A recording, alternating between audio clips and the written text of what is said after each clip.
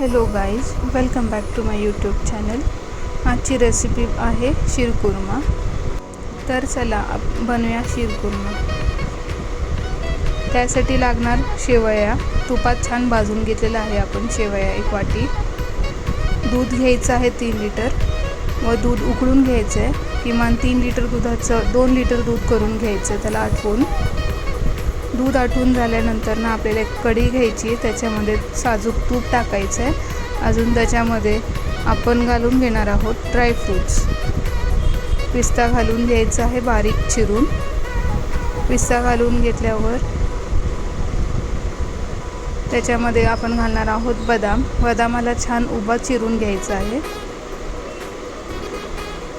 बदाम भाजायला थोडा वेळ लागतो। छान खरपूस असं भाजून घ्यायचं आहे बदाम।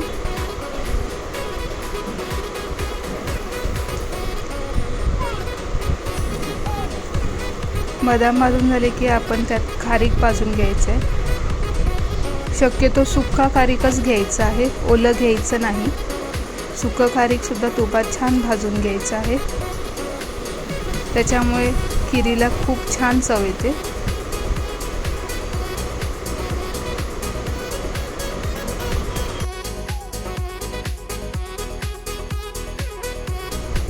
आपण आता घेणार आहोत 1 वाटी थंड दूध। त्या दुधामध्ये आपण केसर घालून घ्यायचं आहे। आता आपलं दूध छान गरम झालेलं आहे। त्या गरम दुधामध्ये 1 फुलपात्र इतकं साखर घालून घ्यायचं आहे। अजून मस्त हलवून घ्यायचं आहे आपल्याला। त्यात केसरचं दूध टाकून घ्यायचं आहे।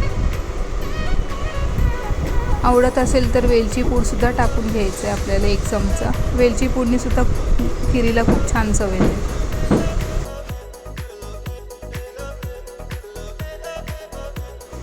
दूध आता आपलं छान गरम झालेलं आहे। त्याच्यामध्ये टाकूया आपण रोस्टेड शेवया। जे आपण तुपात रोस्ट केले होते ते शेवया आता टाकून घ्यायचे आहेत। ड्रायफ्रूट्स आपण आत्ताच नाही टाकायचं आहे, ड्रायफ्रूट आपण शेवटला टाकायचे आहे। शेवया आता टाकल्याने ते छान फुगतात। आता आपण बघू शकतो दूध छान उकळलेलं आहे। दूध छान उकळून झाल्यावर आपण शेवटला टाकूया ड्रायफ्रूट्स। ड्रायफ्रूट टाकून गॅस फक्त 2च मिनिट चालू ठेवायचं आहे, म्हणजे 2च मिनिट फक्त खिरीला उकळायचं आहे।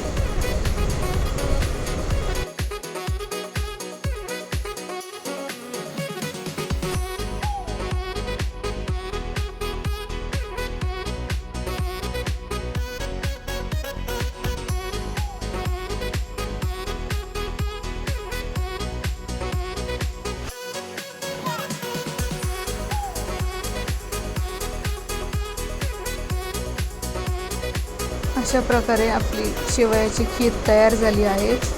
तर फ्रेंड्स, तुम्ही सुद्धा ट्राय करून बघा। अजून मला कमेंट करून नक्की कळवा। थँक्यू।